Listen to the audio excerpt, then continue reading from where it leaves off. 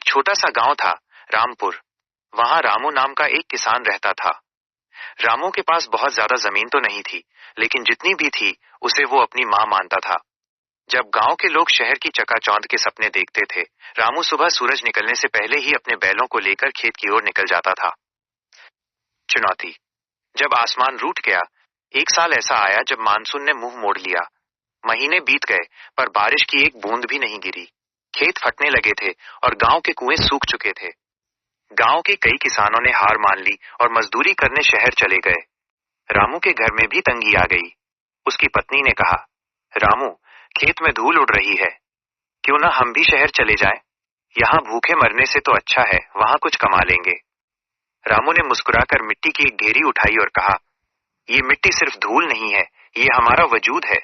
अगर किसान ही हार मान लेगा तो दुनिया का पेट कौन भरेगा? मैं अपनी जमीन को अकेला नहीं छोड़ सकता। संघर्ष, उम्मीद का कुआं। रामू ने तय किया कि वो बारिश के भरोसे नहीं बैठेगा। उसने अपने खेत के कोने में एक नया कुआं खोदने का फैसला किया। लोग उस पर हंसते थे, रामू पागल हो गया है, इस सूखे में पत्थर से पानी निकालेगा।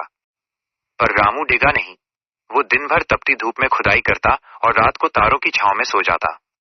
उसके हाथ छिल गए, शरीर थक कर चूर हो गया, लेकिन उसकी हिम्मत नहीं टूटी। आखिर उसकी मेहनत रंग लाई।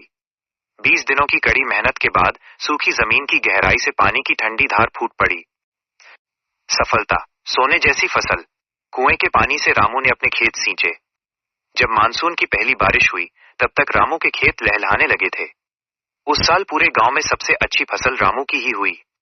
जब फसल कटी तो खलिहान सुनहरे दानों से भर गया।